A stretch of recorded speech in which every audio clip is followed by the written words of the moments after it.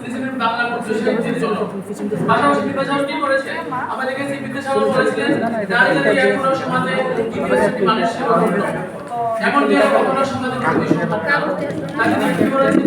নারীদের শিক্ষা উন্নতির জন্য তিনি যথেষ্ট সচেষ্ট ছিলেন।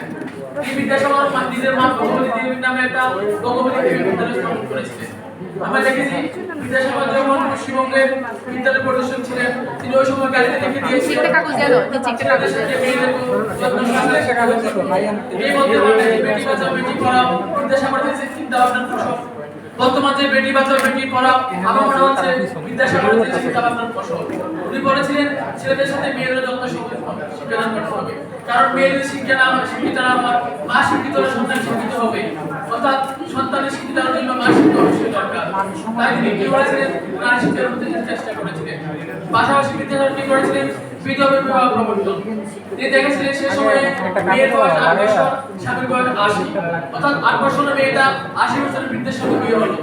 দেখা গেল বিয়ের কয়েকদিনের মধ্যে মেয়েটার স্বামী মারা গেল। তাহলে কি হতো? সমাজে বিধবার সংখ্যা বৃদ্ধি পাচ্ছে, যেমন সমাজে ভ্রষ্টাচার, ব্যভিচার ইত্যাদি বৃদ্ধি পাচ্ছিল। বিদ্যাসাগর কি করেছেন?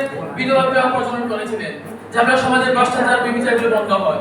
পাশে আমরা কি দেখেছি? বাল্য বিবাহ রোধ। দেখা যাচ্ছে এই যে বিধবা বিবাহ বাল্য বিবাহ দুইটা সামাজিক ব্যাধি। তিনি বলেছিলেন বিধবা বিবাহ বাল্য বিবাহ এগুলো যদি সমাজ থেকে মুছে না যায় তাহলে সমাজে কোনো কলঙ্ক বুঝবে না। তাই তিনি কি করেছেন? বিধবা বিবাহ পাশাপাশি বাল্য বিবাহ রোধ করেছিলেন। কারণ দেখা যায় এখন আমরা দেখি মেয়েরা ক্লাস 10 পরে এই যে পরে তাকে জোর করে বিয়ে দিয়ে দিচ্ছে। এই যে কিছুদিন আগে আমরা দেখেছিলাম আমাদের পাশের বিদ্যালয় জুলাইয়ের মহানগর মুক্তিযুদ্ধ মাধ্যমিক বিদ্যালয়, সেই বিদ্যালয়ে একটা নবম শ্রেণীর একটা মেয়ে বিয়ে হয়ে গিয়েছিল। যদিও পরবর্তী সময় সাগর বিদ্যালয় ওখানে গিয়েছেন, এটা রোধ করেছে।